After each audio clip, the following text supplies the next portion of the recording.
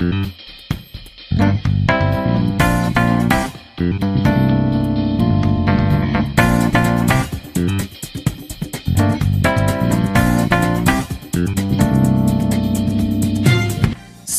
e senhores, bem-vindos ao Game Design de Bolso. Eu sou o Vitor Salvador Pissolato, Game Designer da Nomito Studios. E estou aqui, como sempre, com o meu amigo Pietro Amaral para mais um episódio. Tudo bem, Pietro? Olá, bom dia, boa tarde, boa noite, mais outra vez. E John, qual é a melhor forma de validar uma mecânica ou um jogo? Eu vou descobrir isso hoje no nosso episódio sobre prototipação com a nossa amiga Sam. E aí, Sam, tudo bom? E aí, galera, tudo bom? Primeiro eu queria agradecer aí o convite, segunda vez, né, que eu tô aqui no podcast de vocês. Tamo junto. É sempre bom bater um papo aí de game design. E falando um pouquinho sobre mim, então, né, eu sou game designer. Atualmente, né, eu sou game designer sênior na Pip Studios, também já passei por outros estúdios aí, onde eu trabalhei com vocês, né? Sim. E antes disso, também tive meu próprio estúdio, editora ali, né, de board games. Então, eu tô aí há uns 8, 9 aninhos trabalhando com games. E é isso. Maravilha, maravilha. Hoje, como vocês já leram aí provavelmente na descrição, nós iremos conversar sobre prototipação. E aí vem a pergunta, né? O que é prototipação? Para que ele serve? Em que momento eu devo prototipar? E tudo isso a gente vai perguntar para a nossa especialista do dia, que já prototipou jogos de celular, já prototipou jogo físico, já fez de tudo quanto é coisa. Eu e o Pietro também temos um pouco de bagagem sobre isso. E eu acho que é isso, né? Vamos explicar para a galera e tentar entender um pouco mais desse mundo da prototipação, quando parar de prototipar. Todas essas perguntas que giram em torno dessa palavrinha mágica que a gente sempre tenta, como game designer, bater na pedra. Não, tem que prototipar. Tá bom, mas por quê, né? Quando? Onde?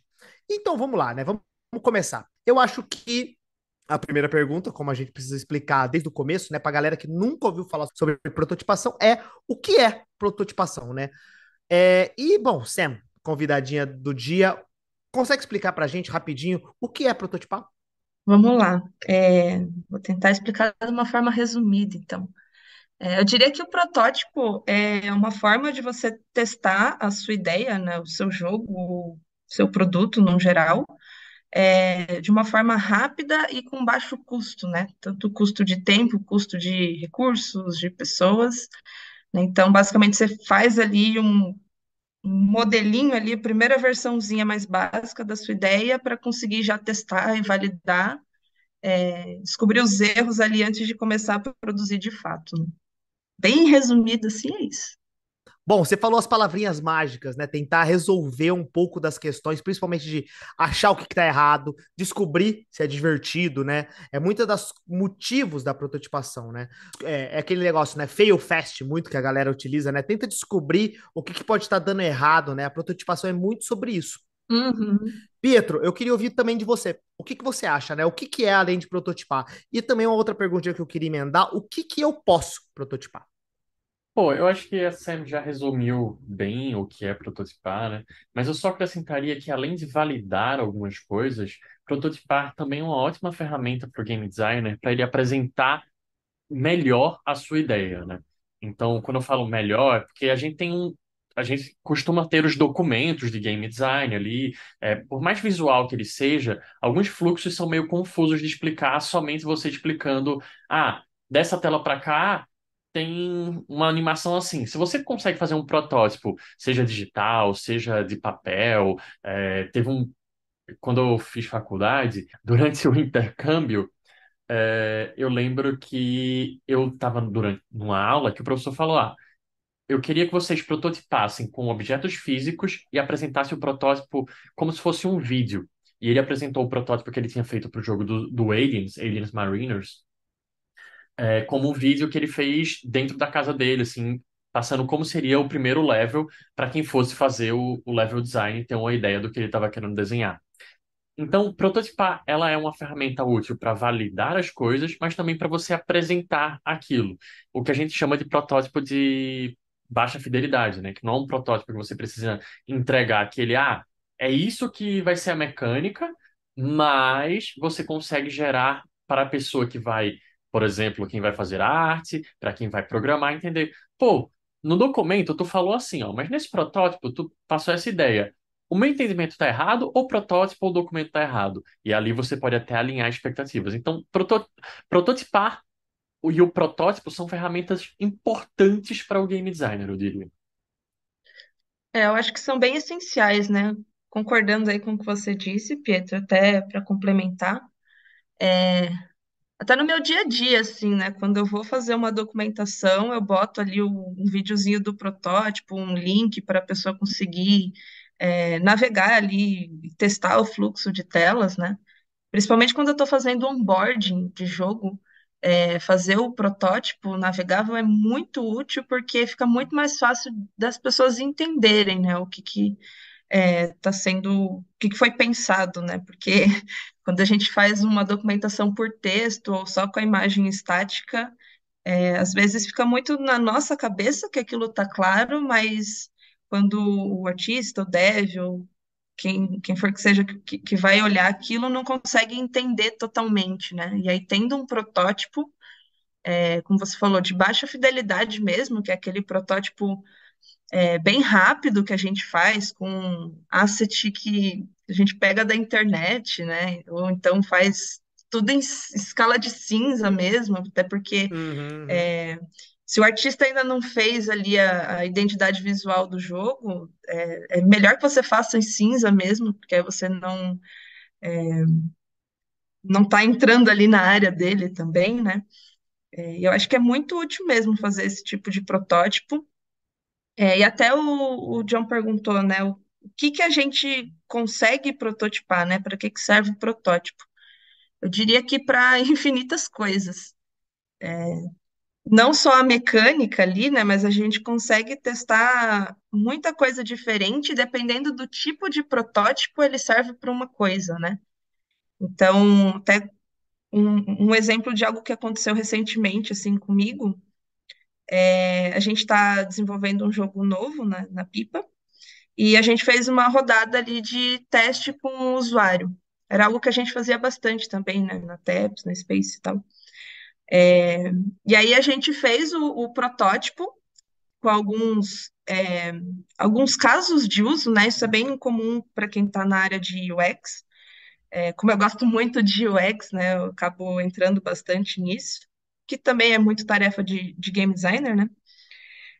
E aí a gente criou ali vários casos que eram mais ou menos tarefinhas ali pro, pro jogador que é o tester, né, realizar. E a gente fez isso sem precisar nem tocar na Unity ali, né, na engine que a gente está desenvolvendo o jogo. Basicamente fui eu que fiz, criei ali os wireframes e dei para eles testarem direto no celular, assim, né? Então eu conseguia testar o entendimento, o fluxo das telas, se os jogadores gostavam ou não, né? Dava para testar bastante coisa com um protótipo que foi super rápido de fazer e nem tinha nada programado ainda. Então, o protótipo dá para testar tudo que você tiver dúvida, basicamente, você faz um protótipo e consegue testar mais rápido antes de desenvolver e ficar meses e meses desenvolvendo uma ideia que no final pode não dar certo, né? Ainda trazendo um complemento disso, eu acho que um protótipo também ajuda a gente, como game designers, a entender os casos de borda, né? Que às vezes a gente tá pensando na mecânica. Ah, beleza. Na minha cabeça parece funcional, não tô vendo nenhum problema. Quando você começa a prototipar, você faz, putz, mas tem um problema aqui nessa tela. Que passa pela UX, que a Sam falou, passa talvez até um pouco pela arte, de certa forma, mas faz, putz, como a arte da gente já é assim, eu tenho um problema para implementar essa ideia que eu quero, sem mexer nisso, nisso, daquilo, ou, por exemplo, na engine que a gente estiver utilizando, seja em Unreal, seja em Unity, seja, sei lá, o que for, isso vai ser complicado. E aí, falando de engine, Sam, você já prototipou para físico. E aí eu queria saber, prototipar no físico também. Eu já ouvi de algumas pessoas que fazem board game, eu utilizei para saber se esse material era bom, se esse tamanho de carta servia para a pessoa ter 6 cartas na mão. Então, tem também essa utilidade no board game? Sim, total. É engraçado, né? Porque na verdade o protótipo físico ele serve tanto para o board game físico em si, quanto para um jogo digital também, né? Dá para fazer o protótipo físico para ambos os casos. E aí é o que eu falei, depende do que você quer testar, você vai fazer um protótipo de um jeito específico, né? E testar com pessoas específicas. Quando eu tinha, né, a Potato Cat, a editora de jogos de tabuleiro, a gente fazia muito protótipo, assim, várias versões desse protótipo, com várias fidelidades diferentes, né, da mais baixa até a mais alta. Para quem não sabe, né, o que que é a fidelidade é o quão próximo ele é da versão final, né? Então, por exemplo, baixa fidelidade, sei lá, a gente desenha no papel, sabe? Bem rabiscadinho mesmo. E o alta fidelidade é já com os assets certos, né? Se for o, o físico, né? Já com os componentes bonitinhos, né? Se tem um tabuleiro já ele de papelão e tal, Uhum. né? Com a arte já pronta. E acho bem bacana, assim, o que você falou, né, Pietro, dos componentes, porque a gente consegue testar com componentes de outros jogos que a gente já tem, né, até no mundo dos board games a gente chama de canibalização, né, que a gente pega componentes de outros jogos para fazer o nosso protótipo e testar se funciona aquela dinâmica, né, o que que precisa mudar, tamanho, quantidade de componentes, já testa um pouco ali de iconografia também. Então, é muito útil testar o protótipo físico e também para jogo digital, né? Eu acho que o próprio John trabalhou nisso, né?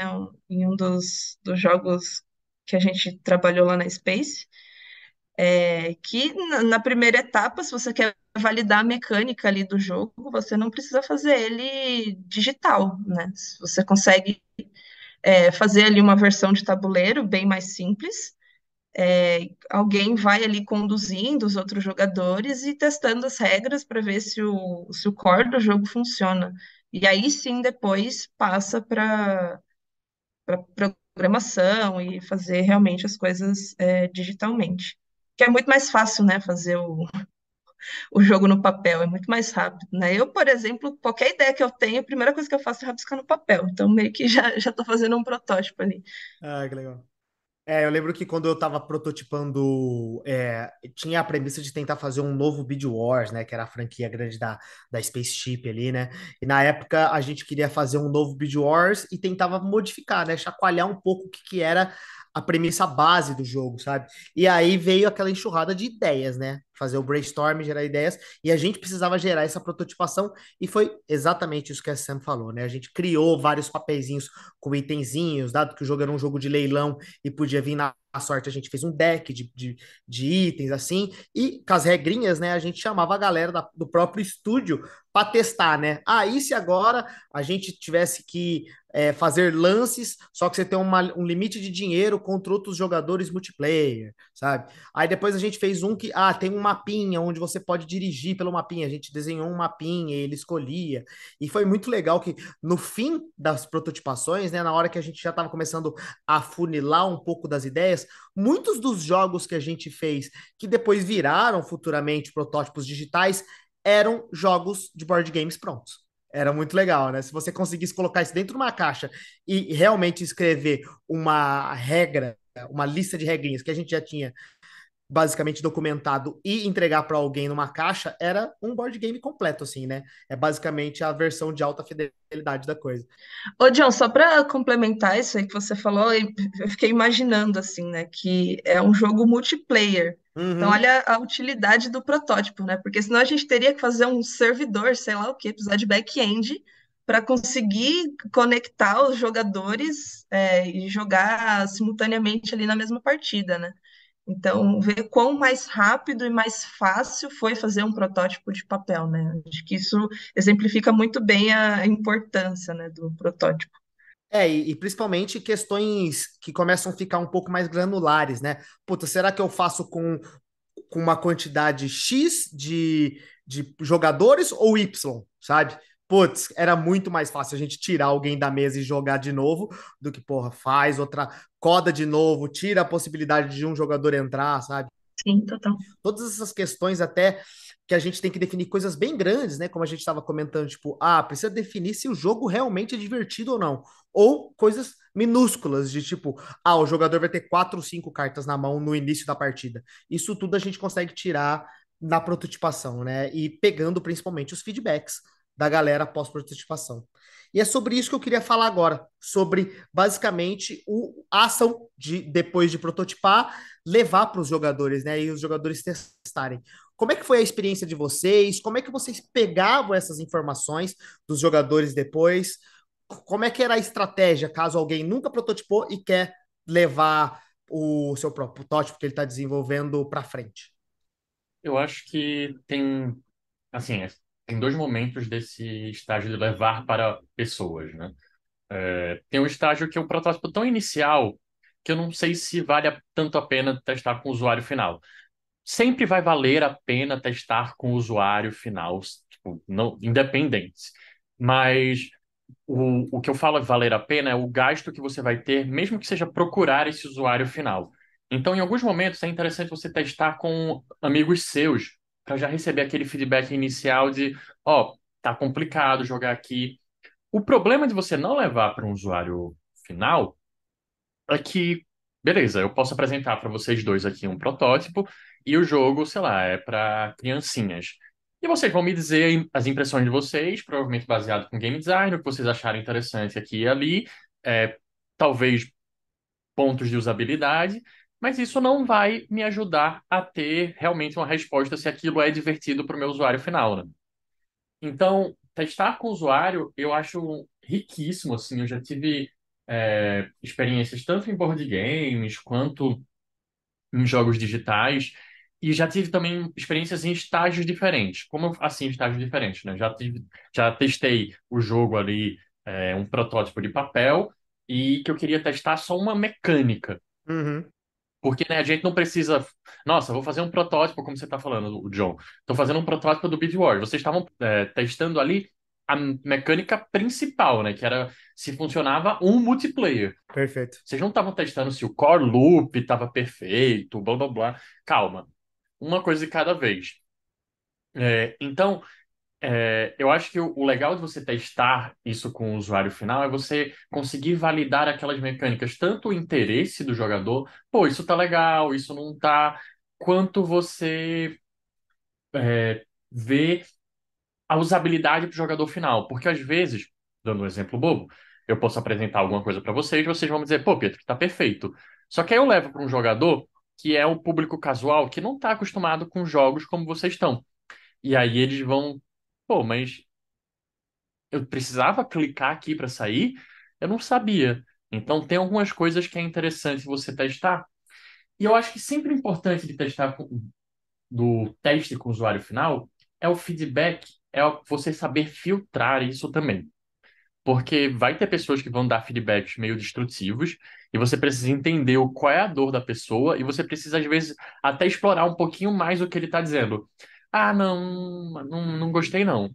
Pô, não gostei não. O que que aquele pessoa não gostou? Se aquele jogo era para aquele público-alvo e essa pessoa não gostou, o que que, o que que aconteceu aqui? Ah, John, eu não achei divertido, achei tão longo. Ah, pera. Se você acha que fosse curto, teve algum momento do jogo que estava divertido? Ah, na primeira hora talvez sim, eu estava me divertindo, mas depois ficou repetitivo. Então você precisa explorar um pouquinho mais quando você faz um protótipo para entender isso daí. Mas um ponto também que eu sempre chamo a atenção para quando você testa um protótipo é que as pessoas dão feedback, às vezes, muitas das vezes, pela arte, né? E um protótipo, normalmente você não está utilizando a arte final pelo fato de ser um protótipo. Então você vai ter sempre aquela situação de que a pessoa vai dizer, pô, mas podia ser mais bonitinho isso daqui, né? Ah, isso daqui não tá tão legal. Pô, cinza, vai ficar cinza mesmo? É, então, esse é um ponto que eu acho meio complicado. Sam, como foi a sua experiência com o teste com o usuário final, né? Geralmente, quando eu testo com o usuário final, eu já levo um protótipo de alta fidelidade justamente por causa disso, assim. O mais próximo que eu consegui levar, assim, não necessariamente alta fidelidade, né, com os assets prontos, mas que já tenha uma carinha bonitinha, que as pessoas realmente se importam muito com isso e acabam. Aí elas olham tanto para isso que elas esquecem do objetivo do teste, né? E acaba sendo ruim para gente.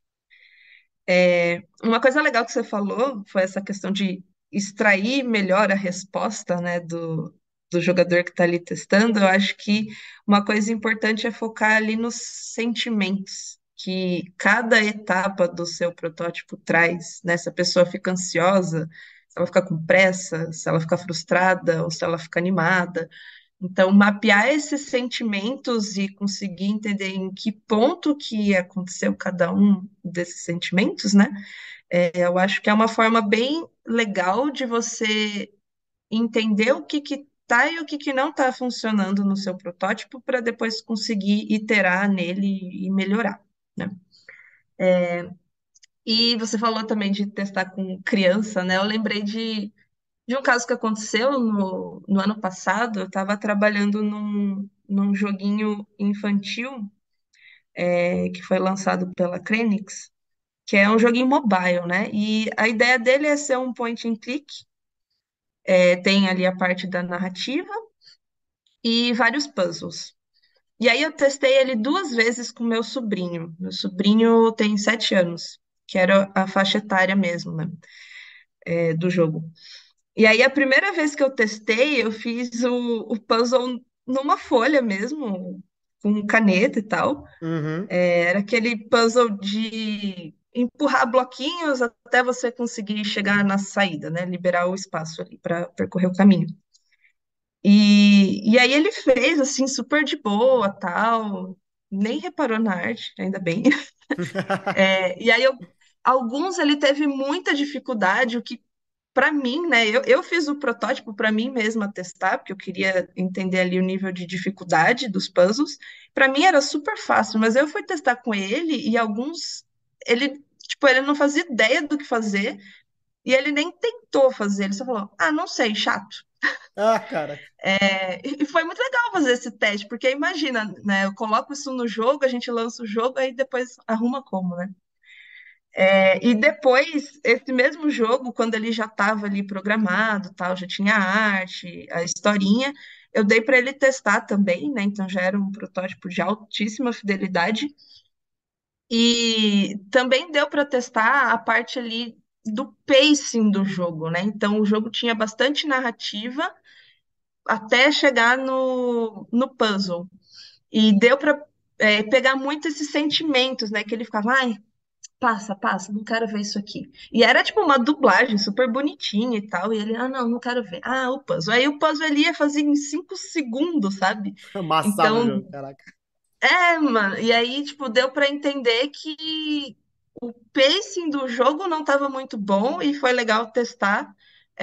Justamente por isso, né? Então a gente cortou um monte de texto ali, colocou um pouco mais de dificuldade no puzzle e tal. Então, testar com o público final é muito importante, né? O que o Pedro falou, às vezes, quando está muito baixa fidelidade, de repente você testa com você mesmo, sabe? Para entender se o fluxo está funcionando, mostra ali para sua equipe que está desenvolvendo o jogo e fica por isso, né? Mas quando está mais em alta fidelidade, é muito legal levar para o público.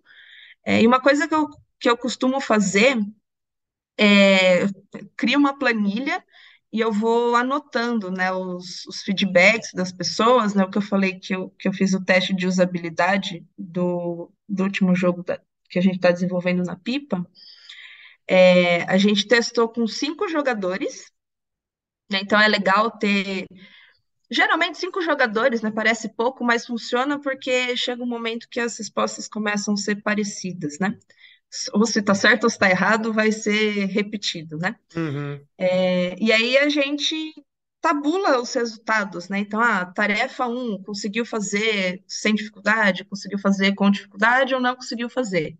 E aí a gente vai vendo as repetições, e a partir dessas repetições a gente entende o que foi difícil para uma pessoa específica, por X motivos, ou que realmente não está funcionando. E aí a gente com certeza precisa mudar, né? Então, é até legal porque a gente consegue priorizar as alterações que a gente tem que fazer no protótipo, né? Então, o que for que foi mais visível, assim, né, que foi muito recorrente com todos os jogadores, ninguém entendeu isso aqui. A gente precisa arrumar isso o mais rápido possível, né? O que a uma pessoa não entendeu, a gente tenta melhorar isso de alguma forma, mas não é tão essencial do que a outra parte que ninguém entendeu, sabe? Tem duas coisas que eu quero acrescentar sobre teste, que uma é sobre a ego trip, assim, que você tem que tomar um cuidado para não ficar ofendido facilmente, porque as pessoas vão dar o feedback dela, como seu sobrinho, foi, Sam? Isso. Que falou, eu tá chato, tá ruim. E, pô, as pessoas podem dar esse feedback porque é a impressão delas. E você tem que tomar um cuidado de não se ofender com tá chato e tá ruim e exatamente utilizar, como a Sam falou, entender os sentimentos para você explorar o que é chato, o que é ruim. Tipo, tá chato, beleza, então mata o jogo. Não, não é isso. O que é que tá chato? O que é que tá ruim? É longo? Ele queria que tem muito texto. Será que a gente corta esse texto? Então, isso ajuda muito nesse cenário. E um outro ponto que eu queria comentar é quando você for testar com o usuário, é você entender o que você está buscando ali. Porque eu falei, né? Eu não gosto de levar protótipos iniciais para o usuário. Porque às vezes, pô, eu quero testar se a mecânica está funcionando. Eu não preciso que o meu usuário final saiba disso, sabe? Agora, se ela é divertida, eu só vou saber se o usuário testar. Eu não vou saber se o John ou a Sam testar, porque eles não são um público-alvo. Se forem, aí sim.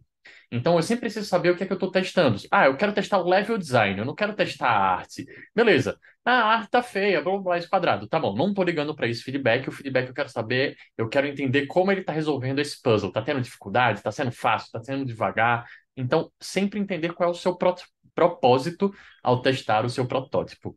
Eu acho que umas outras pequenas dicasinhas, né, que dá pra gente fazer que eu senti quando estava fazendo o meu protótipo. Assim, estava comentando, né, sobre anotar os sentimentos e as pessoas, mas uma boa estratégia também é talvez você até gravar, ou se possível, pelo menos gravar o som, né, ou filmar realmente o que está acontecendo no momento do teste da prototipação.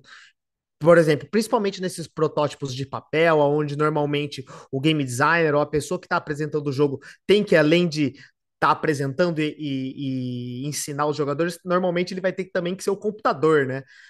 Se o jogador é um jogo de luta, ele vai ter ali que tem que calcular a vida, menos vida, mais vida. O exemplo do Beat Wars é ruim também, porque, por exemplo, era um sistema de dinheiro, né? Então tem que tirar dinheiro de um jogador, entregar para outro, vender números, né? Muitos números, e é difícil você acompanhar, além de fazer as cálculos mentalmente, num papelzinho, também sentir a expressão, né? E a experiência de cada um deles. Então, uma boa dica é gravar ou tentar, pelo menos, fazer um form final também para perguntar para eles o que eles sentiram, mas poder revisitar aquilo que eles falaram, principalmente, é uma boa estratégia de você também conseguir pegar melhor esses feedbacks, né? Porque é o que a gente comentou. Pô, pode ser que no final o cara não quer te deixar triste e vai falar que o jogo tá legal, sabe?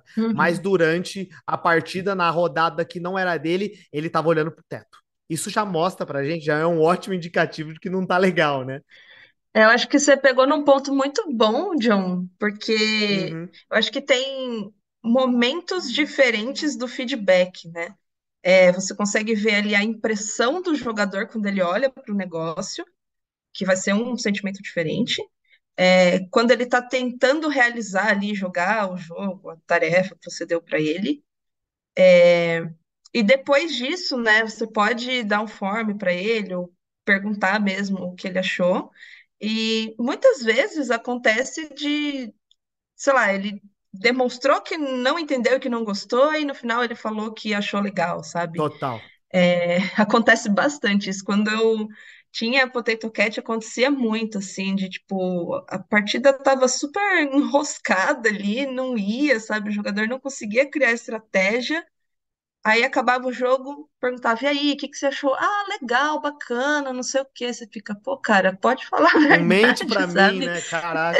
Eu quero que você me diga a verdade, porque senão eu não vou conseguir arrumar o meu jogo, né?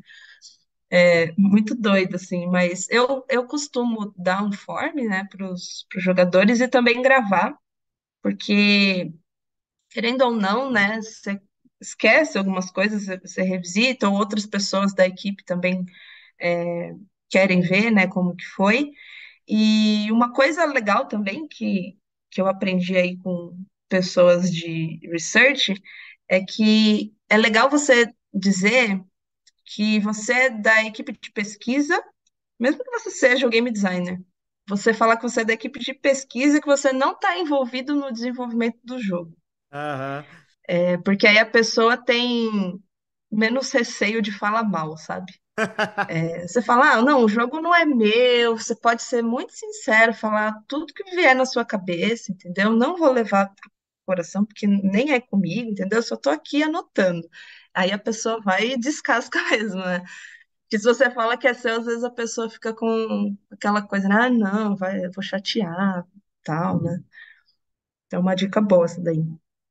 Mas esse é até um ponto por que contratar empresas para fazer o seu protótipo, né? Porque para testar as suas coisas, né? Porque exatamente em alguns momentos é, você pode estar tão envolvido naquilo que a pessoa fica com receio. Pô, eu não vou dar o feedback para Samantha. Ah, beleza, ela não fez, mas eu tô aqui na casa da Samantha testando. Será que. Pô, não. Ó, eu sou uma empresa X de pesquisa, estou trazendo um jogo que eu não vou dizer de quem é, e eu estou fazendo esse teste para saber as suas impressões. Então, eu acho muito válido esse ponto de também afastar o criador do momento do teste, principalmente com o usuário final, porque o usuário final, como a Sam falou, tende a não querer ofender. A criança é bastante sincera, né? Mas o adulto a gente já aprende a, pô, eu não vou dizer pro John que o jogo tá ruim, mas vou dizer que, pô, eu acho que eu não sou o público-alvo. Ah, não sei, John. Ah, é legal, sabe? Mas Uhum. não, eu não, eu jogava, eu jogaria de novo, sim. E às vezes é até difícil você entender quando, tipo, não, pô, gostei mesmo. Porra, será que ele me deu feedback que gostou ou ele é meu amigo? Uhum, Uma ótimas perguntas é tentar sair também do sim e não também, né? Pô, você gostou sim, mas aonde, né? O que que total. você mais gostou? Esse tipo de perguntas que tentam explorar mais o para dentro as informações do jogador, né? Parar de, ah, foi legal ou não foi, né? Isso é a pior resposta possível num protótipo. Já tem um roteirinho ali com perguntas que você vai fazer e já perguntas que você sabe que não estão considerando sim e não, né? Realmente para a pessoa se justificar. Isso é muito importante também. E nesse roteirinho é importante você evitar respostas, por exemplo, ah, o que é que você considera esse personagem feliz ou triste? Beleza, você consegue até definir feliz e triste, mas tem alguns sentimentos, algumas respostas que você está fazendo a pessoa deixar um negócio genérico, tipo, ah, você gostou muito ou pouco? O que é muito e pouco? Tipo, muito para Samantha é diferente do muito para o John. Uhum. Subjetivo, É né? muito subjetivo. Então, Sim. toma cuidado quando testar para tentar realmente extrair respostas que sejam claras e não subjetivas. Se você conseguir trazer adjetivos, ajuda. Ah, eu gostei e achei animado. Animado é talvez meio subjetivo. Achei rápido. Rápido já é melhor. Opa, rápido é um adjetivo que me ajuda aqui. Então, quando tentar explorar por esse lado, né? Mas como eu falei, tomar cuidado, porque às vezes as pessoas vão dizer, ah, não, é chato, né? Sim. Bom, nós estamos falando bastante de prototipar, já demos até bastante dicas aqui, mas é uma outra pergunta que também sempre é feita, é sobre o momento. Em que momento eu devo prototipar alguma coisa?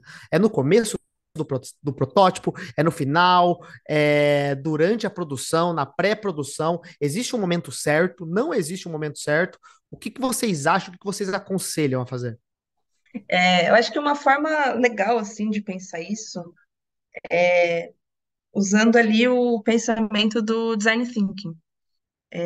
Basicamente, a gente vai testar em diversos momentos, mas o quão antes a gente conseguir testar, melhor, porque a gente vai mitigando erros, né? Evitando erros e melhorando o nosso produto até ele chegar ali na versão final.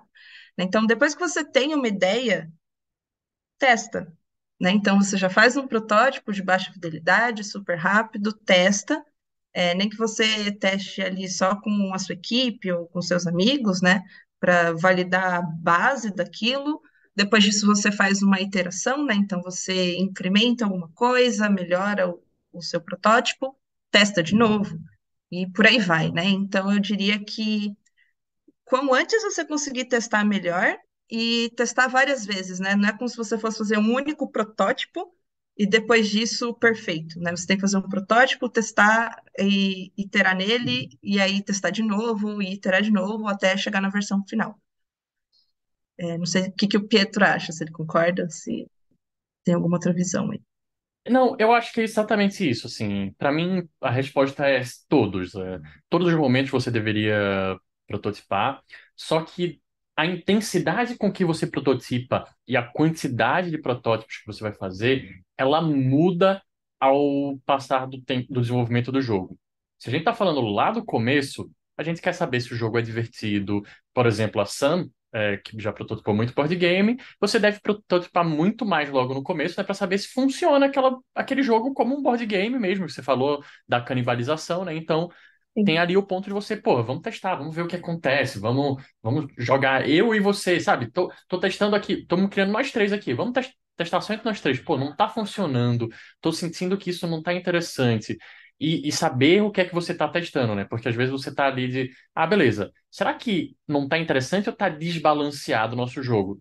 A nossa intenção era que ficasse balanceado? Não, não era que ficasse balanceado. Beleza, a gente tá vendo que funciona as mecânicas aqui nesse momento. Então, eu acho que você sempre precisa saber o que é que você está testando, né? Eu já falei anteriormente, mas o que é que você está prototipando? Porque, beleza, eu estou agora no começo, eu preciso prototipar, validar se esse jogo é divertido, se essa mecânica é divertida. Como o John falou, ali no Beadwars foram feitos vários protótipos para entender, pô, o que é uma boa dinâmica para esse jogo? Então, vamos prototipar isso daqui. Mas, à medida que, por exemplo, o jogo já está live, você não vai precisar fazer protótipos tão grandes, mas como eu falei, uma documentação legal de game design, ela traz um protótipo sim.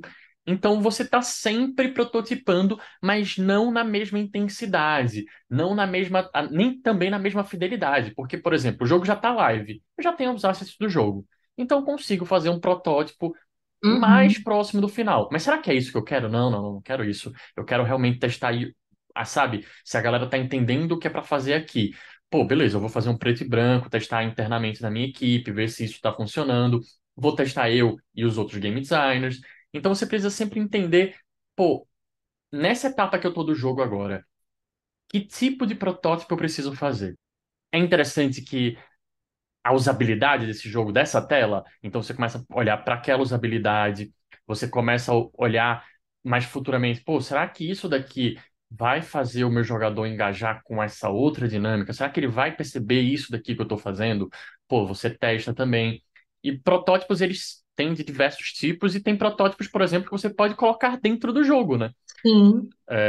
A gente já eu acho que todos vocês já passaram por colocar telas fakes dentro do jogo, em que você aperta um botão e que na teoria não está acontecendo muita coisa ali. Mas com os dados você entende o interesse do jogador por aquilo, aí depois você desfaz e faz a versão final. Então, por exemplo, se vocês testarem os jogos Top Grossing, vocês vão ver que eles estão sempre colocando features novas, e essas features às vezes demoram uma semana, um mês, que eles estão, pô, vamos fazer um protótipo disso daqui. Agora, se a gente só consegue entender com o jogador. Beleza, vamos pôr para o jogador e depois a gente volta. Então, a minha resposta é: você sempre deveria prototipar.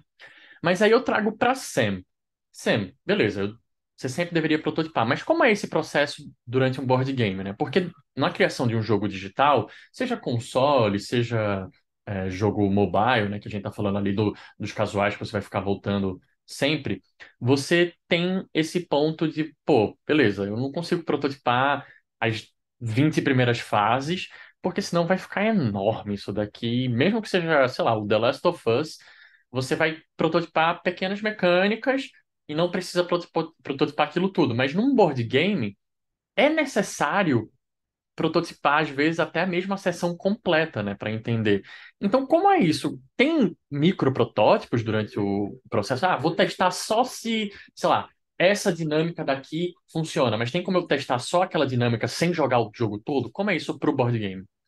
É doido, né? Porque se você for ver o board game, ele é sempre um protótipo, né? É um protótipo de alta fidelidade quando ele tá pronto. Mas eu acho que assim, né?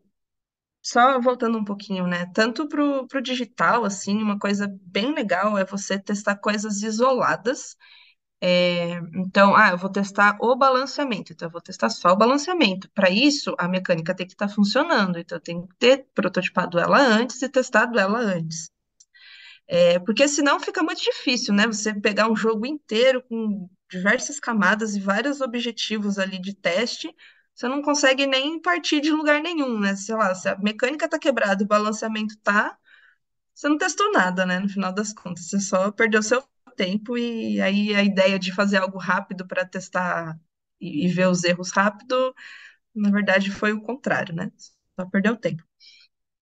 No board game, a gente segue uma linha até que parecida, né? Então a gente testa primeiro a mecânica principal, vê se ela funciona e se ela é divertida.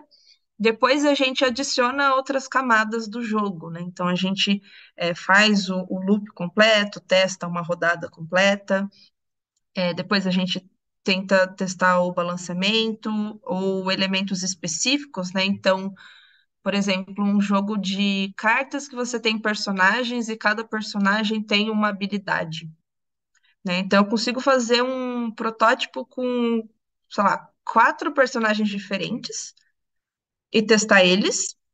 E aí, se eles funcionam, a partir disso eu crio outras variações de personagens com outras habilidades, que já estão mais ou menos validadas, mas aí depois eu testo de novo isso para ver se essas modificações também funcionam, né? Então, dá para testar coisas específicas, configurações específicas, né? Então, por exemplo, um jogo de tabuleiro que tem, sei lá, um mapa em que os personagens se posicionam em pontos específicos do mapa. E existem vários setups diferentes. Eu posso testar um setup específico para ver se ele funciona, e depois eu testo um outro setup diferente para ver se aquele outro setup funciona, Legal, né? legal. Então dá para fazer esses testes isolados e é até melhor fazer isso do que tentar resolver tudo de uma vez e aí não conseguir, né, entender onde que está o erro e onde que está o acerto. Mas o board game é muito doido, né? Porque na verdade você sempre vai fazendo protótipos e aí, conforme ele vai ficando mais jogável, mais gostosinho, assim, de jogar, você vai melhorando a fidelidade, né? Até que chega um momento que você fala, não, isso aqui já é o jogo final mesmo, não estou testando, ele funciona, tá bem balanceado, já tem componentes certos, e aí já é o jogo final mesmo.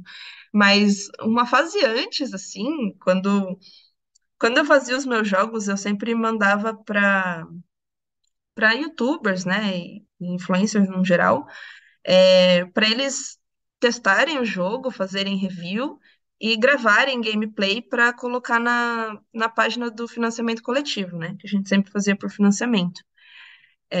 E a gente tinha que mandar os protótipos o mais fiel possível da versão final, porque eles já faziam review do gameplay, da arte, dos componentes. Então, a qualidade dos componentes era uma coisa importante para esse review. Então, a gente mandava fazer na gráfica, que era a gráfica que ia fazer o jogo final, sabe?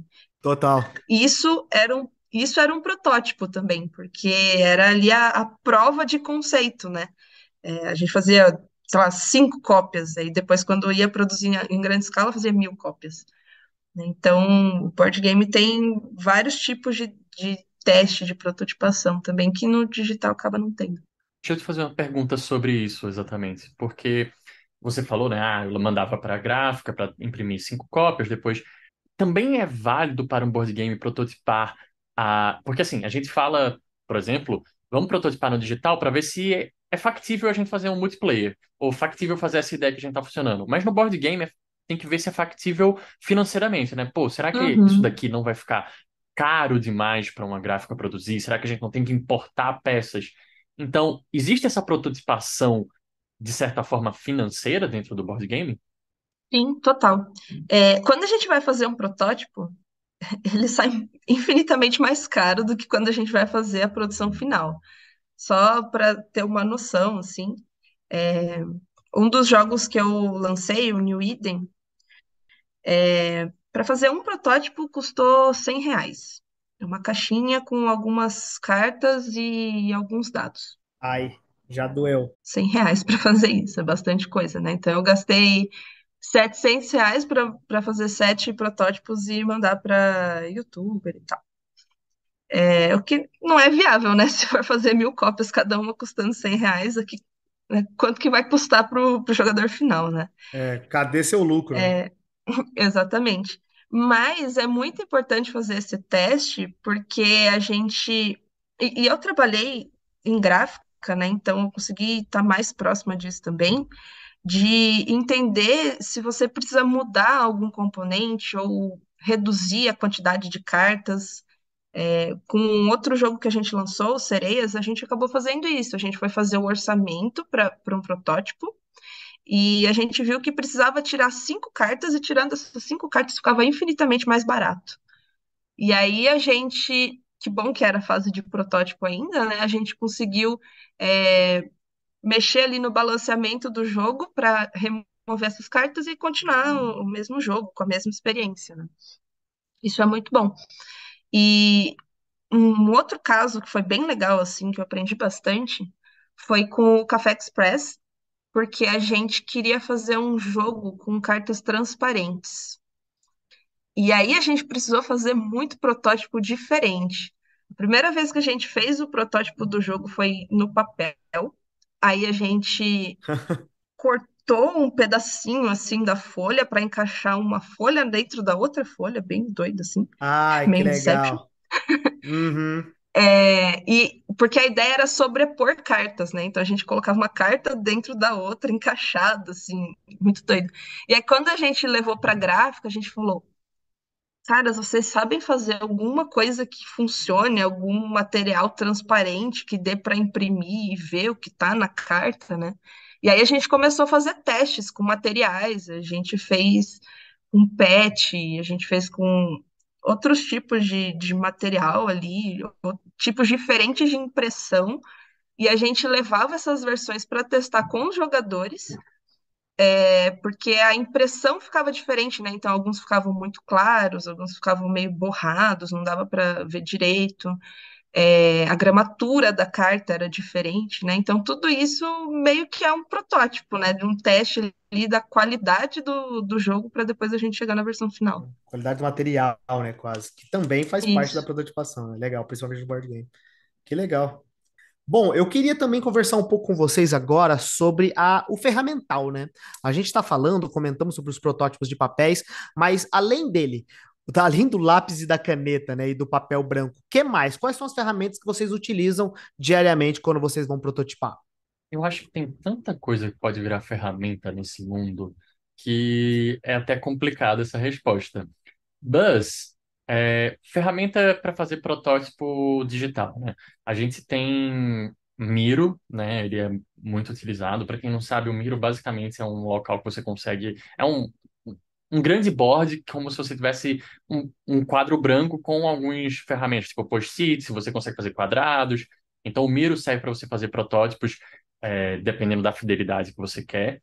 Você tem o Figma, Adobe XD, que são ferramentas de prototipação especificamente. Alguns deles até fazem código HTML, né? Então você consegue fazer o código ali. É, até a própria engine, você pode usar uma engine para, vamos fazer um protótipo simples. Então eu preciso de um programador para fazer aqui isso daqui e testar, porque às vezes você quer saber se o multiplayer vai funcionar ou se aquilo ali não vai consumir muita memória do jogo. Então você precisa fazer a versão digital mesmo na própria engine, né? Você pode usar uma engine alternativa se você só quer validar alguma besteira. Pô, vamos ver se funciona isso daqui. Vamos fazer. É simples fazer isso daqui, sei lá, no Construct. Depois a gente passa para Unity. Você consegue fazer isso, lembrando que você vai ter que, né, matar um protótipo. O protótipo normalmente você acaba jogando fora o que você fez. A Sam deve ter pilhas de papel em casa que Uhum. jogada. É, mas eu acho que tudo pode ser um protótipo, assim. Quando eu falo tudo, eu acho que tudo mesmo, porque depende do que você quer prototipar.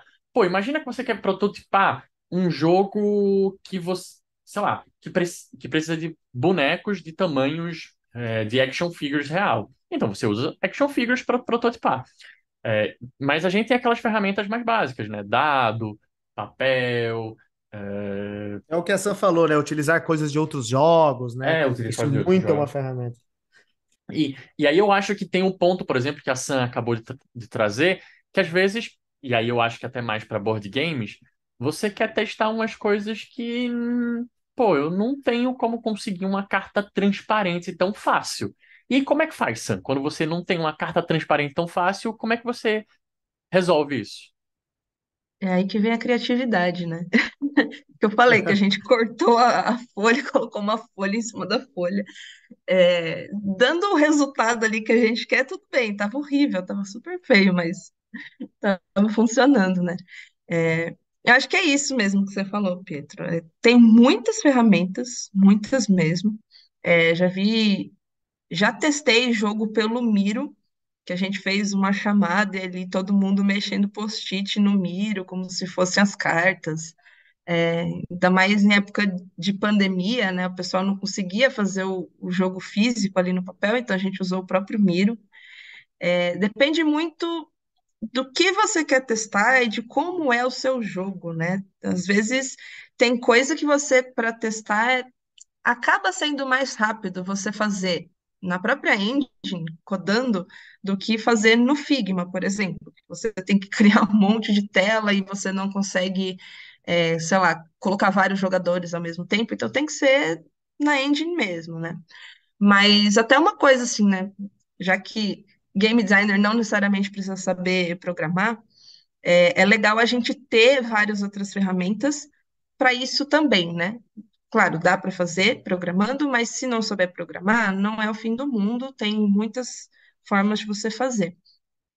O que eu costumo usar muito, tipo, no dia a dia mesmo, eu uso como ferramenta de documentação, é o Figma.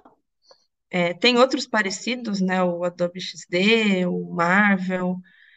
Basicamente, todos esses softwares servem para você fazer ali o protótipo, né? Então, você já consegue fazer do tamanho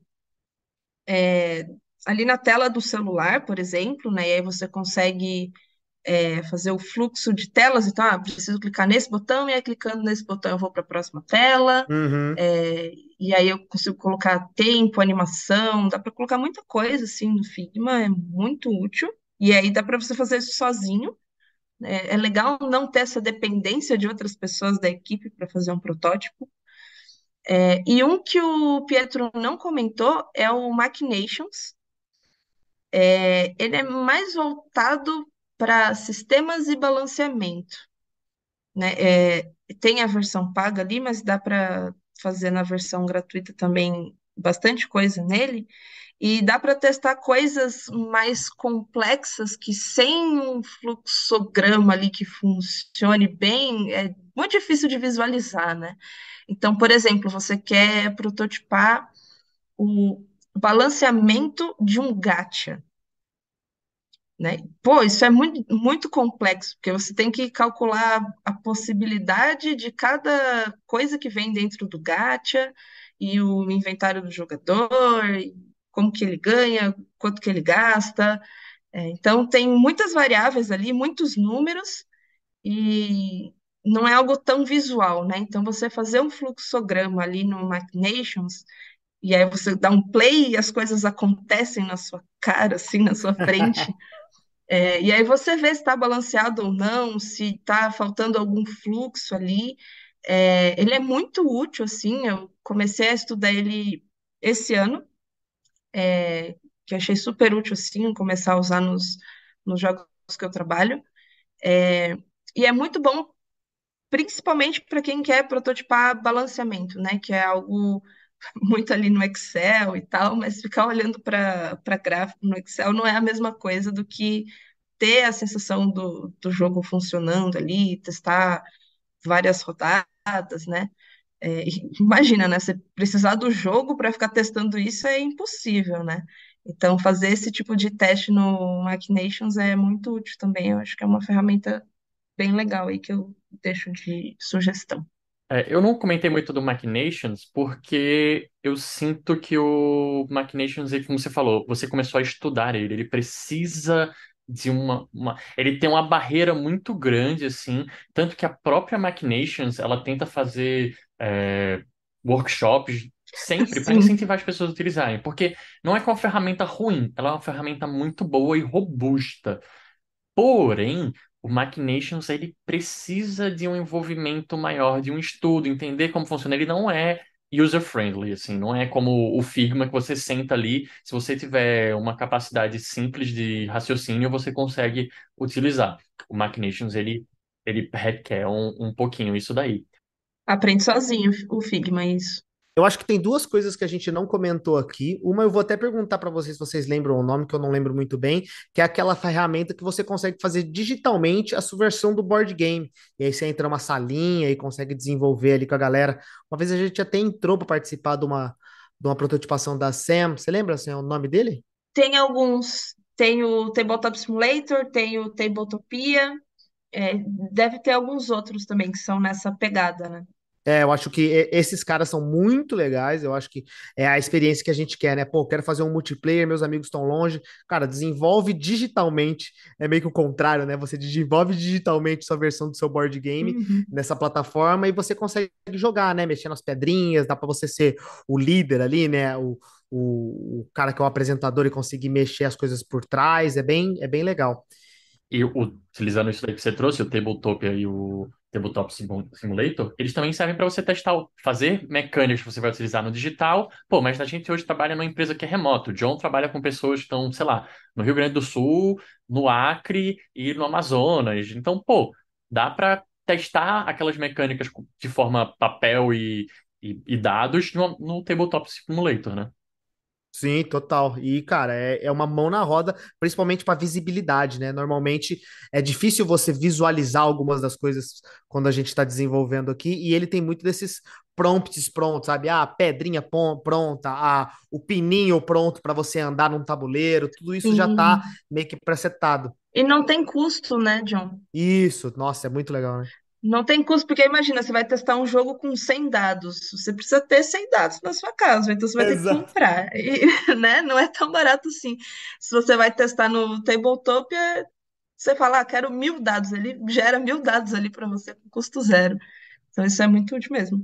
Boa. E eu acho que uma última ferramenta que a gente não comentou, que é no final desse processo, né, que vale a pena a gente utilizar, que pode a galera ter dar uma explorada para ver, que é o Playtest Cloud, né? O Playtest Cloud é uma plataforma onde você normalmente vai colocar o seu projeto, o seu protótipo, até o seu projeto de high fidelity para tentar tirar informações dos jogadores, né? A gente comentou, porra, faz de conta que eu tô desenvolvendo um jogo para crianças de 7 anos, mas eu não tenho um primo igual a Sam tem. Se você utilizar o Playtest Cloud, você pode pegar o projeto e o protótipo que você está desenvolvendo, colocar lá e setar. Porra, eu quero encontrar crianças de 7 anos que, sei lá, falam inglês. E aí ele consegue, a Uhum. plataforma distribui para alguns playtesters que vão jogar o seu jogo gravando, né? E também fazer um esquema de feedback, onde você vai perguntar. É uma mão na roda, a gente utilizou muito isso e foi muito legal porque é o que a gente comentou, lá tem tudo também, é uma outra plataforma bem robusta para fazer esses testes. A única questão é que esse aí sim é meio carinho, né? Se você fazer, Esse é bem carinho. quanto mais gente você tá pegando, né? Mais pessoas você tá testando, vai uma graninha aí. Mas, cara, se sua empresa realmente está necessitada ou acha que vai ser um bom teste para um público-alvo que você não tem um alcance tão fácil, é um puta ferramenta legal, assim. Tem duas ferramentas ainda, na verdade três, né, que eu acho que a gente não comentou, que são as mais simples, são ferramentas do dia a dia de um game designer, mas que elas são muito boas para protótipo, que é a suíte de planilha, a suíte de texto, de slide.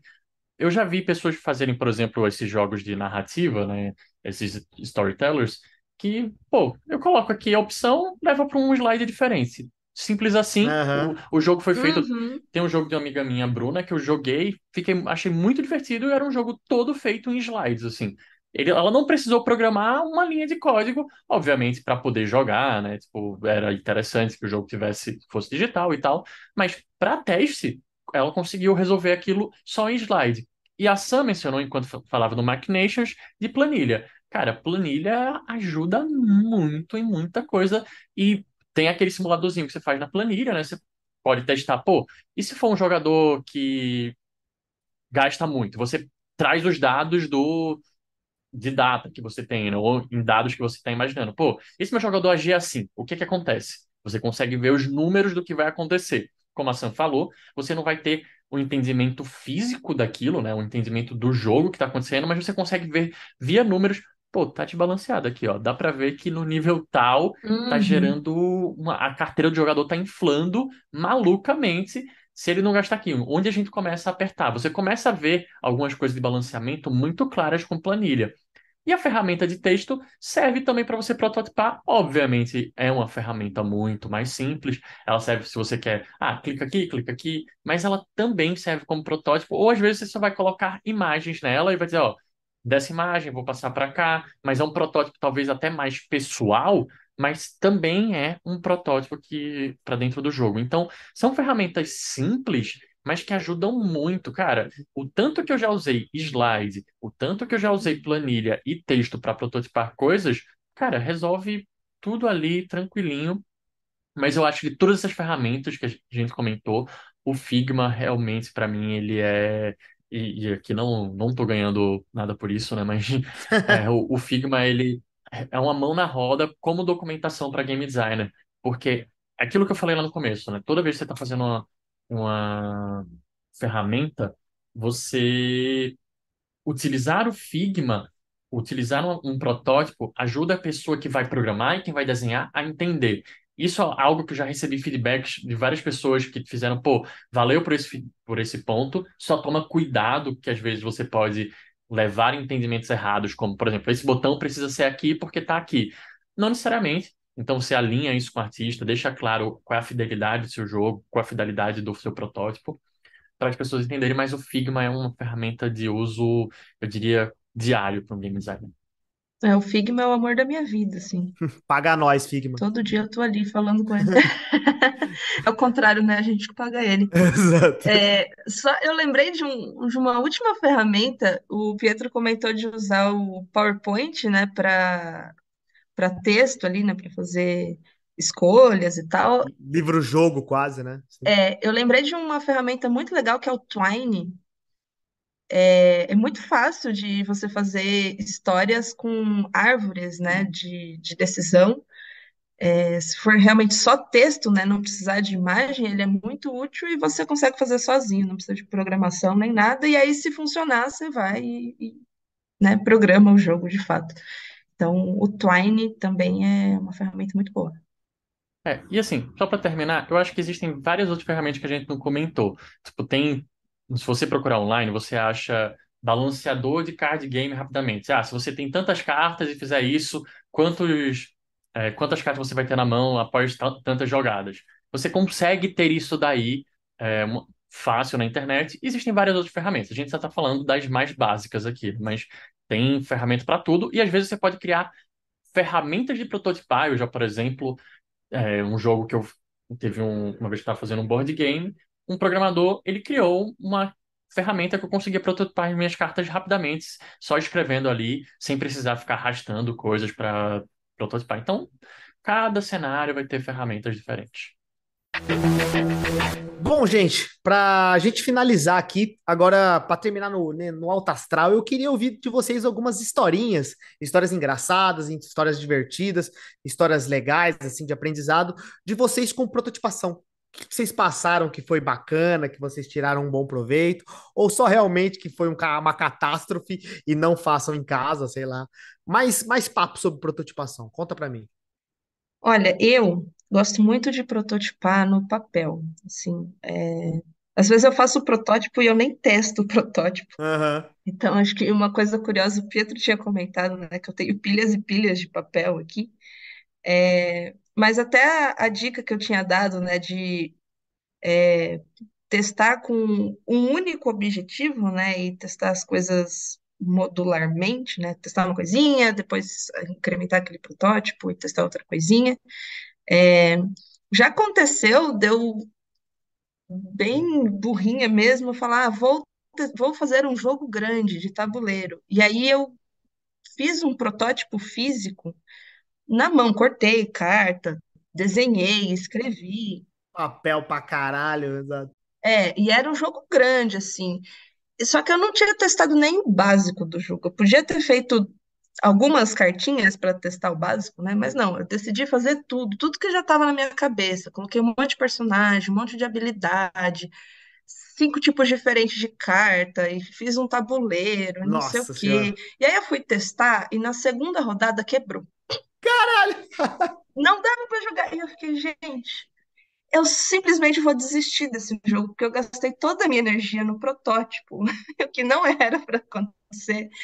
E não sei, eu não sei nem onde que tá errado, assim. Eu teria que fazer do zero, né? Ignorar tudo que aconteceu de errado e fazer o processo certo. Só que aí eu perdi a vontade de fazer o jogo, eu nunca mais fiz ele, assim.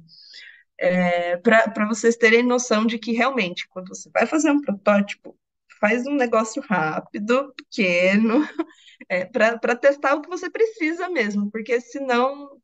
Eu devo ter esse protótipo em casa, inclusive. Socado numa gaveta. Exato. Mas só de olhar para ele, assim, eu acho que vou chorar, assim, porque foi bem frustrante essa experiência. Esse aí já é aqueles que morrem na mudança, né? Puta, quando você for mudar, você vai olhar o cama ali, a massa de papel e falar: não, deixa quieto, vai, joga fora. Foi isso que Sim, eu fiz nessa última mudança minha aqui. Tem tanto papel. jogar meu um mês de trabalho fora aqui, porque Exato. eu fiz do jeito errado. Triste. Demais. Eu acho que do meu lado eu não tenho tantas histórias divertidas assim de protótipo, porque eu tenho muitos estresses com protótipo mesmo, na verdade. É, mas eu acho que esse aprendizado que a Sam traz de fazer o protótipo e no final perceber que, porra, eu podia ter testado só aquilo. Todo mundo que tá no começo já cometeu e, porra, faz isso de novo, não. Eu acho que é o maior erro, assim, que a gente costuma cometer. Mas eu acho que eu vou comentar de novo sobre aquele jogo que eu falei da minha amiga, que ela fez todo um jogo de narrativa, né, de escolha, um livro-jogo, basicamente, nos slides. E eu achei isso um negócio muito interessante, assim, simples. Ela conseguiu passar, colocar arte, passar o jogo, eu consegui terminar o jogo ali, sem ela ter programado uma linha. Óbvio, ela colocou ali aqueles hiperlinks, blá blá blá, mas era tão simples. Então, para mim, isso é o mais interessante. E eu acho que outro ponto de protótipo, assim, que eu sinto que muitas vezes as pessoas chegam com ideias, e nunca prototiparam ela, e você olha assim, você fica muito olhando para a cara da pessoa e diz, pô, prototipa isso, que tu vai ver que tá errado, assim. Eu já sei que não vai funcionar, mas prototipa. Uhum. Você tá tão convencido desse rolê aí, prototipa, por favor. Porque eu sei que vai dar errado. É, E tem uma forma de você prototipar coisas que a gente não comentou, que eu acho que é uma forma que eu me divirto muito, que são os testes AB, né?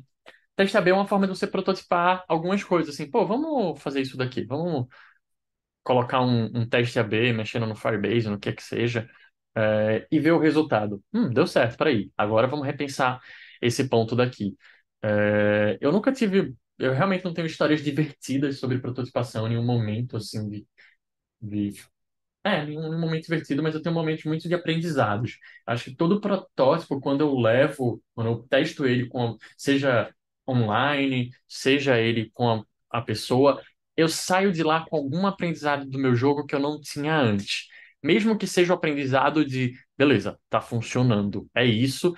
Vi aquela mecânica ali que isso daqui é uma coisa que podia mudar, mas já passou da hora.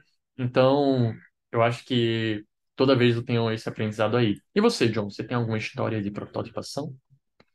Então, eu tava lembrando aqui, tentando lembrar os protótipozinhos que eu fiz. Eu lembro que uma vez eu trabalhei, a gente já tava na pandemia, né? Eu acho que em 2020, e eu resolvi fazer um jogo que era a evolução do Joaquim Pô, assim. Eu não sei se vocês participaram disso em algum momento. E aí eu tentei fazer um protótipo de Joaquim Pô com novos elementos, assim, e aí a gente participou de uma rodada de teste com a galera da TEPS lá, eu apresentei pra galera o protótipo, e a gente foi jogar, e eu lembro que quando eu fui apresentar o protótipo, a gente, como era um jogo de Jockey Por, né, e a gente tava cada um no seu computador, a gente teve que fazer rodadas de Jockey por acontecendo via webcam. E aí não tava dando muito certo, assim. Porque, porra, sei lá, o Pietro colocava pedra, a Sam colocava tesoura, mas não era no mesmo tempo. Aí era meio complexo, assim. Eu lembro que foi bem legal, assim. No final a gente percebeu realmente que o jogo estava divertido, mas é aquele negócio, né? Não deu, né? Eu devia ter pensado uma maneira mais inteligente de fazer o Jockey Pô, né? Talvez elas em outro slide colocavam que se elas iam ser qual das opções, assim. Mas foi um protótipo divertido que eu fiz em papel. Na verdade, eu fiz num slide, né? E eu mexia os pontinhos com os slides e tudo mais. E foi legal, assim. Foi um dos primeiros protótipos que eu fiz o core inteiro, assim. E eu tirei muitas informações dali, né? Até se, tem muita vida nos personagens, talvez a partida poderia ser mais rápida. Ou, porra, tem muita coisa para o jogador pensar antes dele decidir qual é a ação dele. Então, talvez a gente tenha que simplificar um pouco as escolhas ideias tipo assim, esse poder que ele tem a mais, que eu comentei, né? Essa evolução do Joaquim Pô, é uma parada passiva ou é uma parada que ele tem que ativar para utilizar? E foi muitas dessas respostas respondidas no protótipo. Então, além de, claro, dos percalços, das dores de tentar fazer um Joaquim por online via webcam, foi bem prazeroso e foi bem legal, assim. Eu acabei lembrando uma história que, assim, é super rápida ela, mas eu fiz um board game durante a faculdade e o board game, ele tava ruim, tá, gente? E ele tinha muito elemento de sorte e tal. E em algum momento, tipo, eu gastei meus, sei lá, eu acho que na época, sei lá, 2014, gastar R$ 250 fazendo um board game foi dinheiro pra caralho. Meu Deus. É, pois é. Então eu gastei bastante dinheiro fazendo esse jogo e entreguei e recebi minha nota por ele.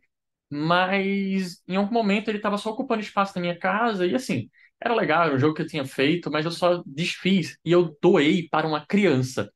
Só que o jogo, a criança se divertiu muito com ele. E até hoje, né, tipo, na família da pessoa lá, eles usam aquele jogo, eles têm um jogo exclusivo, que só eles têm na vida, assim. Que legal! Mas. Muito da hora. Aham. Tipo, disse que ó, de vez em quando iam uns amiguinhos lá, sabe? Ah, deixa eu jogar esse jogo aqui e tal. Mas é um jogo que eu já fui jogar esse jogo depois de alguns anos fazendo um game design e olhar pra ele e fazer, porra, esse jogo era ruim para um caralho mesmo. As crianças só jogam, só gostam porque é cara de jogo de criança, sabe? Snakes and Ladders, que é pura sorte. Público-alvo, né? Faz toda a diferença. E o meu público-alvo não era aquele, era pra ser um board game mais Eurogame e tal. Então eu só errei, mas eu acertei em Ops. entregar pras crianças. Obviamente não faria aquele jogo de novo, mas é isso. Pô, mas quando você ficar famoso, cara, esse jogo aí vai custar milhões, esse protótipo aí. A família tá guardando Ah, também vai, para né? fazer muita grana no futuro. Esse protótipo faltou você testar com o público certo, tá vendo? Fez o protótipo e só parou nessa parte, né? De fazer o protótipo. Mirou num público, acertou o outro, né? Mas eu acho que isso é um aprendizado mesmo, né? Tipo, cara, eu mirei num público, joguei, fiz tudo legal. O jogo tava uma merda. Pra mim, ele continua ruim, mas pras crianças ele funciona.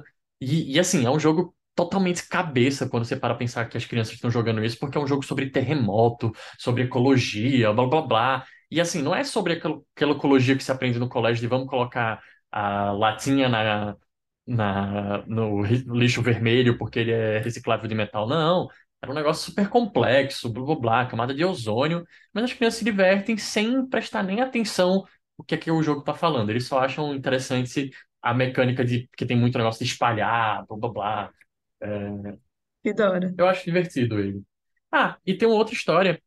Meu TCC de faculdade, ele foi. Eu entreguei um protótipo de um board game que eu tinha feito no intercâmbio, um protótipo que eu fiquei muito feliz dele, e eu tirei um 10. E até hoje meus professores acham que o meu TCC tinha sido algo novo, quando na verdade era só algo que eu já tinha e eu fingi que era um jogo novo para entregar um TCC. Safado. Você deu um migué, rapaz. Muito bom, porra. Mas é isso. Você já tinha feito uma vez, né? Então. Então ainda é seu. Se você tivesse roubado da Sam, aí seria um problema, né? Mas tá tudo bem. Eu quero meus direitos autorais. Exatamente. Eu só fiz a versão em português dele, basicamente foi isso. Uhum, uhum. Que da hora. Ó, o Pietro contou um monte de história, eu lembrei de outro que eu quero compartilhar então. Por favor. Eu não lembro quando foi, faz alguns anos já. Eu dei um workshop no Lycée Pasteur, que é uma escola francesa, né, que tem aqui no Brasil. E foi um workshop de 4 dias com uma garotada lá de 15, 14, 15 anos, estava no ensino médio, sobre board games. E foi um aprendizado muito grande, assim, para mim, porque primeiro que eu expliquei bastante sobre game design para eles, mas eu tentei explicar de uma forma que fosse fácil de entender, né, e que não ficasse chato, muito técnico. E cada grupo ali da sala fez um protótipo de um jogo, né? E foi muito legal essa experiência para mim, porque pô, fizeram coisas muito diferentes a partir do mesmo conteúdo que eu passei e do mesmo tema, que era meio ambiente, alguma coisa assim. Então era um tema chato, eles até falaram, nossa, muito chato, não quero nem fazer um jogo. Só que eles conseguiram fazer jogos divertidos e diferentes. Eu tenho até foto assim dos protótipos que eles fizeram. Acho que foi um momento bem marcante assim na minha vida, porque eu aprendi muito ensinando, né, e jogando os jogos deles, vendo é, uma visão de pessoas que nunca tinham feito jogos fazerem algo, né, a partir do que eu expliquei para eles. Então, acho que foi uma experiência bem, bem rica, assim, para mim, de ver um monte de protótipos sendo feito ao mesmo tempo e tal, bem legal. Legal, que legal. Bom, Sem, nessa toada, queria agradecer você pelo papo. Foi muito legal aí. Muito obrigado pelos seus ensinamentos, pelas suas aprendizados e suas prototipagens com a gente. Muito obrigado. Eu que agradeço, de novo aí o convite, sempre bom demais falar com vocês.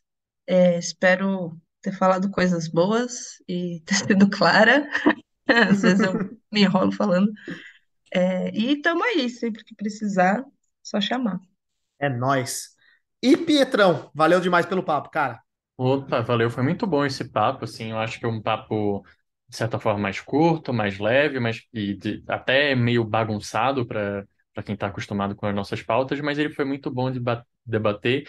E deixo a pergunta aí, né, para vocês, como é que vocês trabalham com seus protótipos? Comenta para a gente, fala sobre a importância de prototipar. E se a gente deixou algo de fora, também comenta com a gente. Ou, vocês esqueceram de falar disso, porque quem sabe a gente traz um outro episódio sobre prototipação ou algo mais específico da prototipação, né?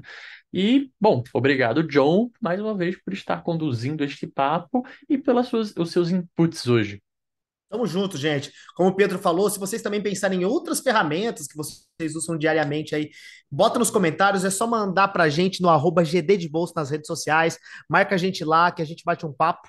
E também, claro, para você ouvir outros episódios desse podcast, é só procurar por Game Design de Bolso nos seus agregadores de podcasts, no Spotify e entre outros. Muito obrigado por terem ouvido esse podcast até o final. Um beijão no coração de todos e tchau, tchau. Tchau. Tchau, tchau.